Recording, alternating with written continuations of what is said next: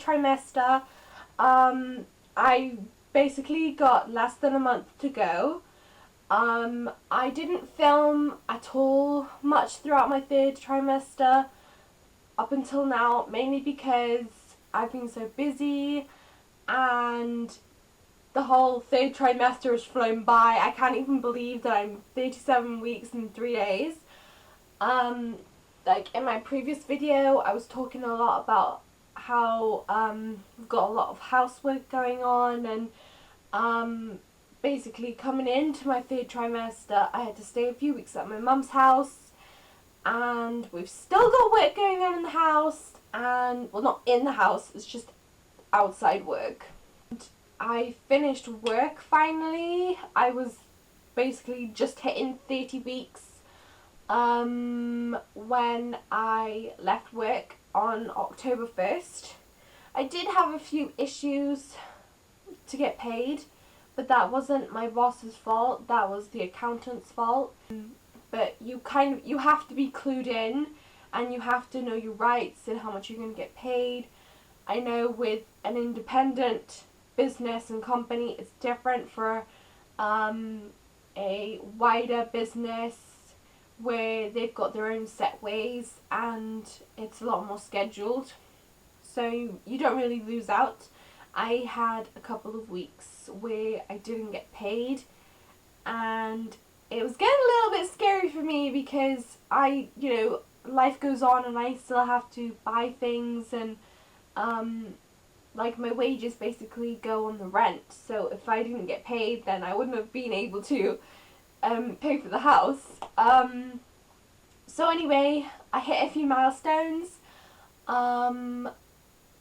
while I'm in the third trimester. I've had next to no problems, only my varicose veins, which eventually I got the compression tights for. They come in like a box like this.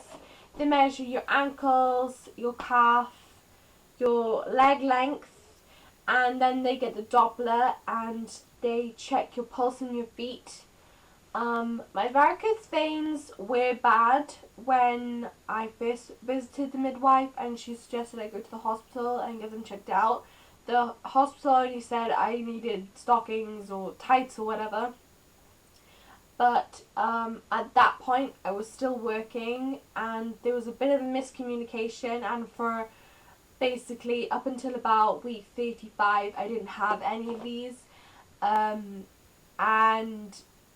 they basically lost my paperwork, and I didn't get measured up until I was like 35 weeks, and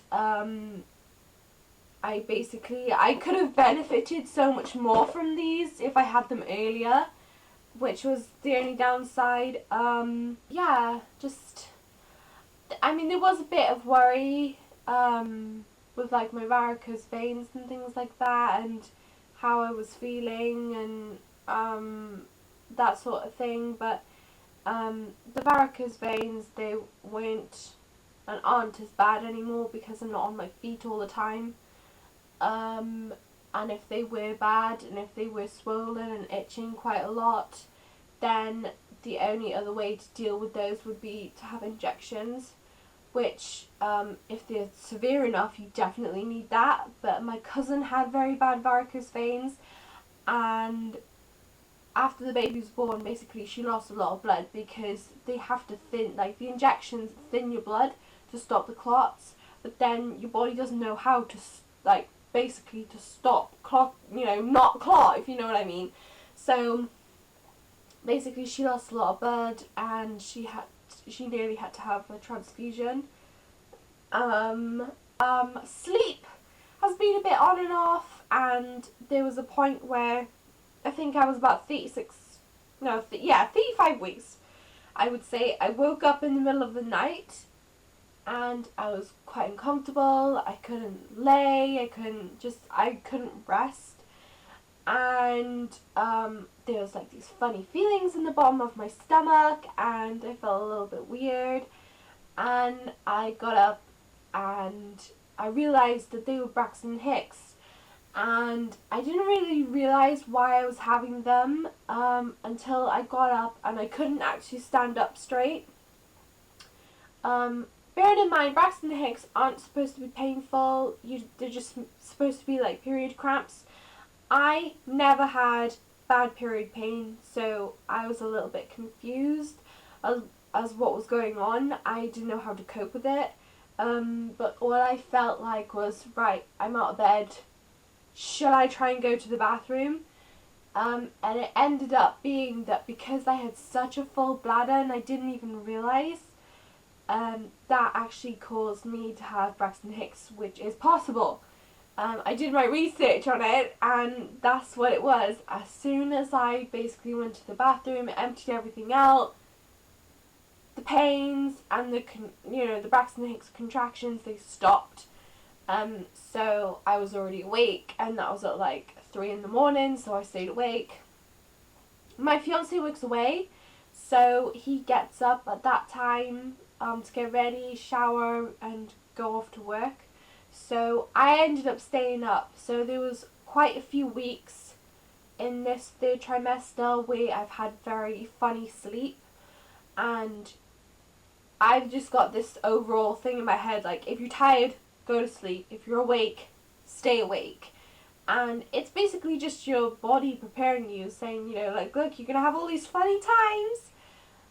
When you're tired, we'll let you sleep, but when you're awake, you get up and you do stuff.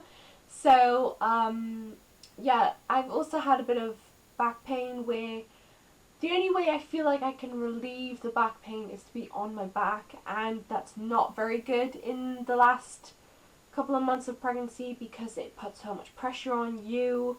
You can't really breathe, and also it stops the blood and oxygen really coming to the baby. So I had no choice but to keep laying on my left side, and thankfully when my fiance was working away I could sprawl out and I could put myself wherever I want to. It's a lot more difficult when there's someone else in the bed and you're just like, oh my god, I really want to be like diagonal. Because I felt like sometimes that was the only way I could sleep. The pregnancy pillow has been helping, but I find that only in certain positions that it does, and also because of the back pain I actually had to sleep a little bit more upright. Some people say that to sleep upright, that's very good for posture and everything, and also the fact that if you have heartburn and things like that, then the more upright you are, the less likely you are to have it.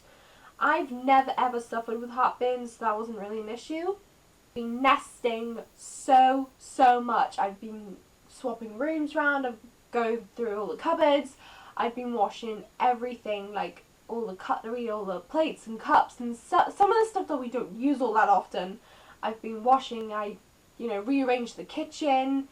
I've been washing all the bedding and all the blankets and all the baby's clothes, and just putting everything together. And it kind of feels like it was on my to-do list for months, but it's the fact that you get so much motivation to do something, you kind of have to go with it.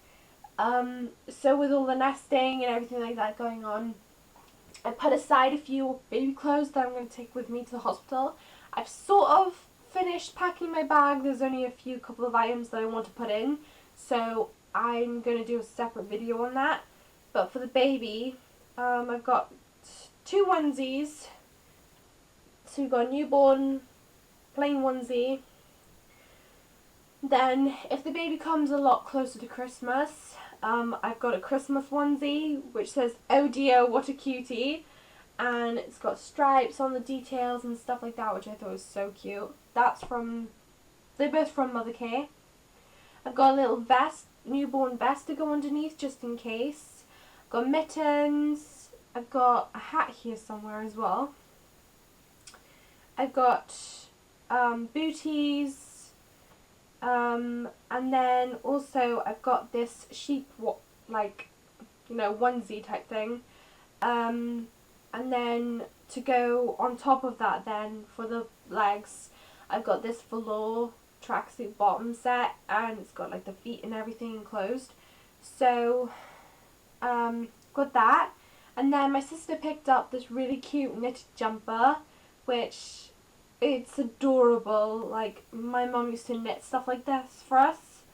It's even got like the same kind of buttons and everything, but she picked this up from I think it was some sort of charity fair. And this lovely old lady knitted it, so it's really cute, like very traditional. So I've got those.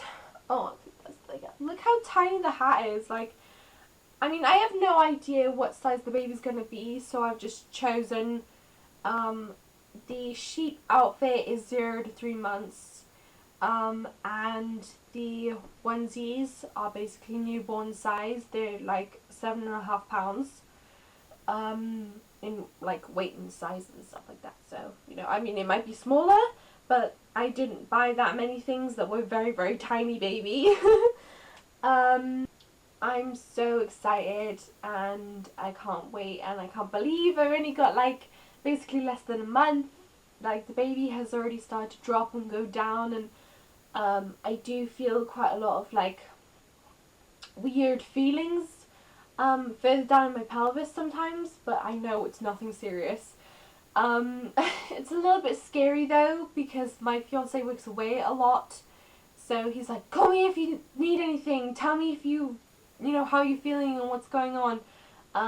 Thankfully he's got time off, so, you know, we're basically safe on that. If the baby comes within the time that he's home, and, you know, in the time frame that it's supposed to come, everything will be fine. I know that they say that first babies normally come a little bit late, but honestly, it can vary so much. I also decided to go to a parenting class, and because my fiance couldn't come, my mum did, and a lot of the stuff I already knew. But it was basically just about active birth, and the other class I'm going to go to is about my birthing options and where I can have the baby, and like what pain relief options I've got as well. I do believe it's very much mind over matter, and the more relaxed you are, the more upright you are, like the better it is to get, you know, the baby out. And I really don't want to intervene too much, and I don't want too much pain relief if I can help it. That's just my personal view. I feel like if you can seriously believe that you can do it, then you will do it. It's got to come out no matter what. But they say the more relaxed and upright you are and everything going, basically the more you can open your pelvis and let the baby out, then the baby will come out. And also on top of that, like, my mum didn't really have difficult births at all. So there is very much an unlikelihood that I would have any problems either. So that's good.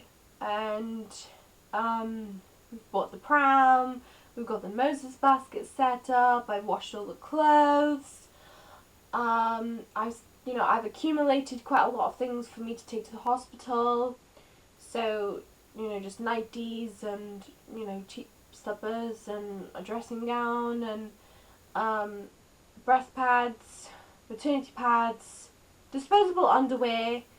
I bought lanolin cream. As far as everything else goes, I have next to no concerns and no fears. I'm very much normal, young, healthy, almost to the point where this pregnancy's gone too fast. There's been no problems, so these kind of videos are kind of boring, I feel like, because everything's gone hunky-dory, and I've got, you know, there's nothing bad about pregnancy. For me, personally, I haven't experienced hardly any problems. I know that some women have a lot of problems, and just sometimes it's just how it is. Like, you can't help that, and everybody's different, and the same goes for births as well. Everybody's different, everyone experiences different things, and the way that things progress are completely and utterly different. It's not to the letter, it's not to the book, and you can't really foresee how things are going to go until it's already happening. So, we found out that the baby is more leaning on my right hand side, and the placenta and everything is on the left. So, which isn't too bad, but we're really hoping that the baby just turns down and goes and stays in the right position. I do feel quite often that the head is down, like, not so much like you can physically feel it, but you just know when it's moved. And, I remember saying in, like, the first couple of videos about the multivitamins and tablets I was taking. So these are the THATEllieKiid original Vitabiotics, expert nutritional care throughout all of pregnancy with all the vitamins. They come in bigger boxes like this, and you get 3 sheets of pills. They are massive. I am not joking. They're like horse pills. They're so big. And that basically, each sheet is like a month's worth, which I need to get more of these actually. This is just like the sample size that they give you, just to like show you and everything. But these, you can get them in any pharmacy and supermarket. Apparently they're the #1 pregnancy supplement brand, and they're like, you know, amazing because you take them once a day and the doctor recommends it, and it's got all that sort of stuff. But this is not a substitute for healthy eating. You have to have that as well.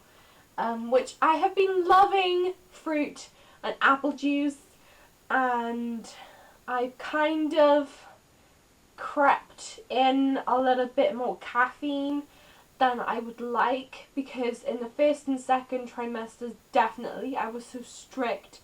Like, no Coke, no fizzy drinks, 1 cup of tea every couple of days, mainly because it's like, it's caffeine. It's good, but it's kind of bad for you at the same time, and also it's linked to low birth weight, and unfortunately, every now and again I get a craving to have a little bit of Pepsi or whatever, so in a glass I only have about, like, basically just to have a taste of it. And when I was having a few problems in work with sickness and nausea, I would go towards Lucozade, which is slightly better because it replaces, like, you know, the electrolytes lost with feeling sick and, you know, all that sort of stuff. So that's the one thing I recommend. Is if you can have something fizzy, have like Lucozade or a sports drink or something, but don't rely on it. Have that to like kind of pep you up a little bit. I really enjoyed eating like mixed fruit, mixed nuts. That's all really good for you anyway. The only other thing that I kind of slacked on in the 3rd trimester, which is actually quite important as well, is the leafy dark green vegetables like spinach. I was very, very good at having that in the 1st and 2nd trimester. Towards the end, it's kind of got worse. Same with the caffeine, where I think more to do with that you crave all that bad stuff, kind of, because you're a lot more tired, you're a lot more lethargic, and you're programmed to want something just to like quickly pep you up rather than to keep you going and satisfied. It's kind of hard sometimes though. Like my fiance, he works away. I know I've said that so many times, but he works away quite a lot, and it can get quite lonely. But the nesting has kind of kept me going. But don't overdo it, and don't force yourself to do anything you don't want to do, basically. And we've had quite bad weather, so I've been unable to leave the house at days at a time, which kind of upset me, but then there's nothing I can do about that, so you have to stay as active active as possible as well, which they say that helps. So that's basically it. I'm wearing my I'm wearing kids t-shirts now because my pajamas don't fit me, and I was looking at myself in the mirror the other day, and I just come out the shower and I just felt this overwhelming feeling of empowerment. Like, my body is amazing. I can't believe I'm doing this. Like, my pregnancy's been amazing. There's been no problems, no dramas, no stretch marks. I'm so proud of my body, and I'm so thankful for everything, and you can't even explain the feeling. Like, you are so, like, Mother Nature is just amazing, and you can't help it. You just like, oh my gosh, like, I grew that. I'm growing a baby. I'm doing this. I'm bringing someone into the world. And it's going to be even more of a special feeling to give birth and, you know, to have that baby to have and to hold. So with that, I'm going to end the video and show you guys my bump. 37 weeks and 3 days. A bright blue vein, hairy belly, my belly button sticking out.